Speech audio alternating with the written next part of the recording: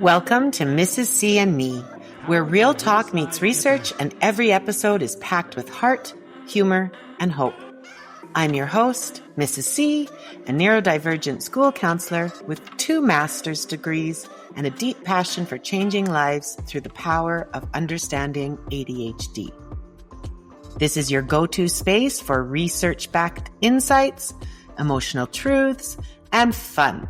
Relatable conversations that help you feel less alone and more empowered.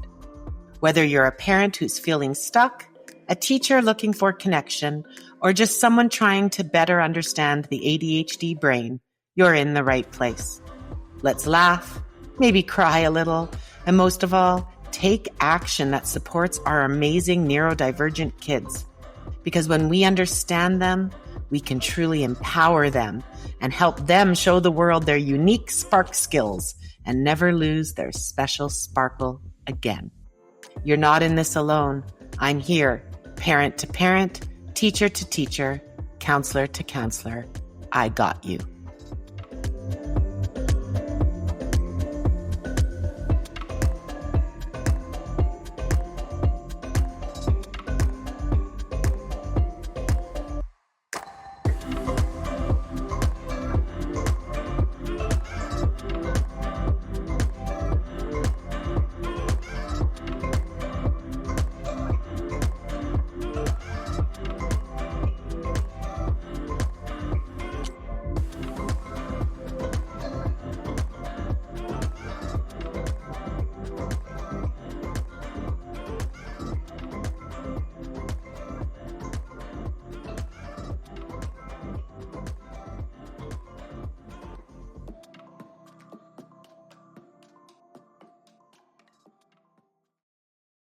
ADHD through their eyes. 5 things adults should know. Attention Deficit Hyperactivity Disorder, ADHD, is a common childhood condition that affects approximately 5 to 9% of children in Canada. Despite how widespread it is, many misconceptions about ADHD still exist. As a school counselor and a person with ADHD, nothing gets under my super sensitive skin than the comment, "Oh, everybody has a little ADHD." Honestly, it sometimes makes my blood boil as it minimizes the very real daily struggles that students with ADHD face. Struggles with focus, impulsivity, emotional regulation, and executive functioning that go far beyond occasional distraction or restlessness. These students often work twice as hard to keep up in environments that aren't designed with their needs in mind, and to casually lump their experiences in with normal lapses in attention is not only inaccurate, it's dismissive. It perpetuates harmful myths, delays proper diagnosis and support, and undermines the legitimacy of a condition that impacts nearly 1 in 10 children in Canada. Our students and our children deserve understanding and accommodations, not oversimplifications. In my professional roles as an ADHD coach and school counselor, I often explain that while many people may occasionally experience symptoms similar to ADHD, like being forgetful, distracted, or restless, that doesn't mean they have the disorder.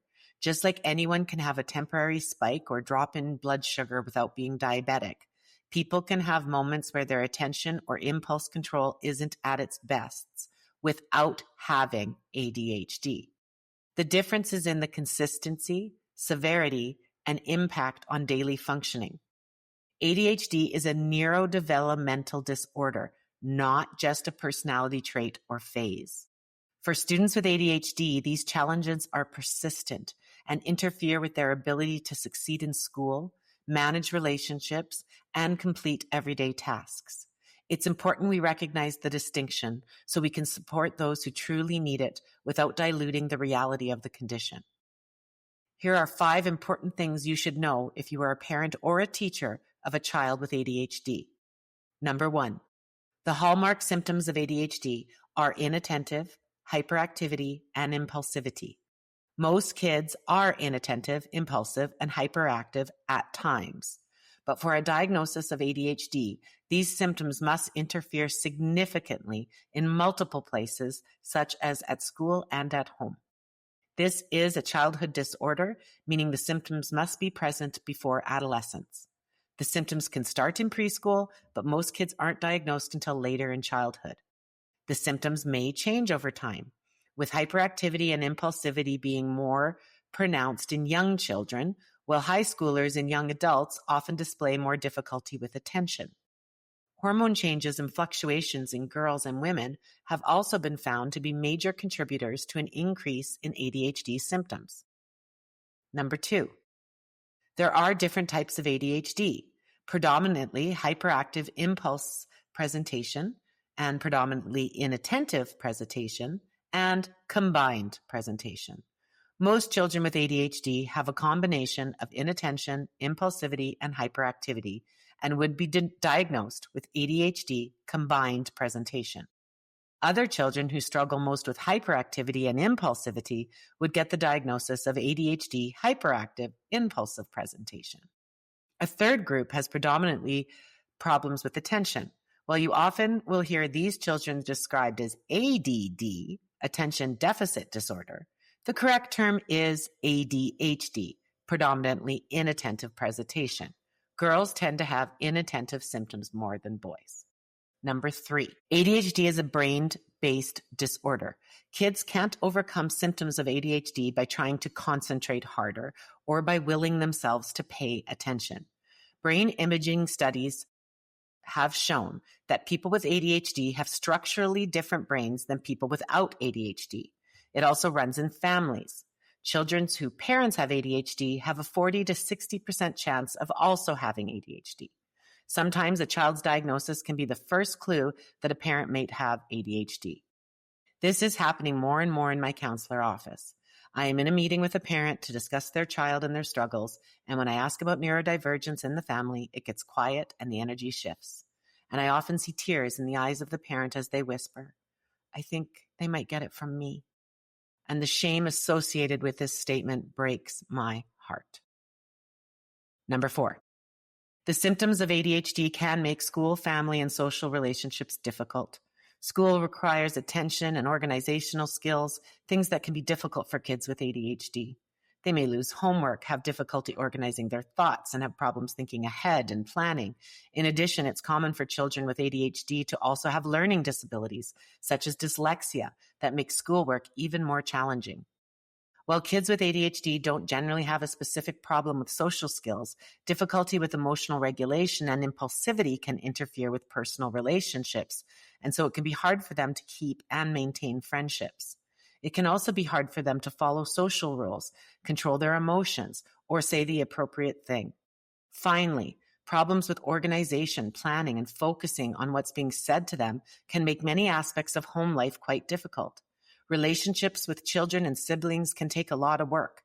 It is very important to remember that children with ADHD are about 2 years behind in developmental for their peers. Number 5, there are great treatments available for children with ADHD. There are a variety of research-backed therapies that can help relieve symptoms of ADHD. Some of the most effective approaches combine several therapies. For example, diet.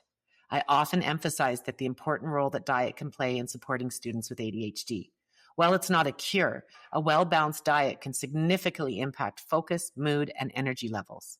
Nutrient-rich foods, especially those containing protein, omega-3 fatty acids, iron, zinc, and magnesium, all help support healthy brain function and may improve attention and impulse control. On the other hand, highly processed foods, excessive sugar, and artificial additives can sometimes worsen symptoms in sensitive individuals. Ensuring regular meals and snacks also helps prevent blood sugar crashes, which can mimic or amplify ADHD-related behaviors.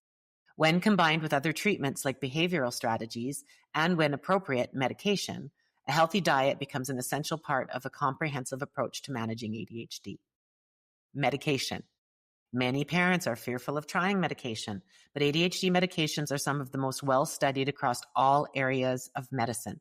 Stimulant medication, such as Ritalin, Adderall, or Concerta, are the most commonly prescribed. These drugs stimulate the parts of the brains that are understimulated. These parts of the brains are related to thinking and attention. The goals of these medications are to reduce hyperactivity, impulsivity, and increase focus and attention. Behavior therapy or coaching. Behavior therapy or coaching teaches the child to be aware of, monitor, and eventually modify disruptive behaviors. The therapist or coach will teach social skills such as waiting your turn, reading facial expressions, sharing, asking for help, and reacting appropriately when teased. Cognitive behavioral therapy emphasizes mindfulness and teaches a child to be aware of her thoughts and emotions as a way of improving attention and focus.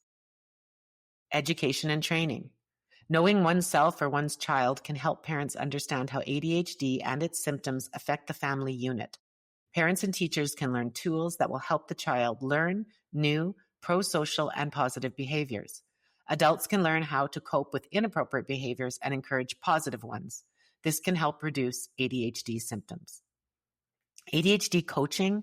A coach can help students with ADHD work towards goals, see change as a positive thing, improve productivity and functioning, and keep a student accountable. This is particularly useful for older kids. I believe the best treatment for ADHD in children is the partnership between the home and the school, using common language and strategies to help minimize anxiety and masking. Creating a dopamine menu to help the child learn how to find motivation and give their body and brain the hit it needs in healthy ways. Without this, we will see more misbehaving, arguing, all dopamine-seeking behaviors, but ones that will lead to consequences and often conflicts.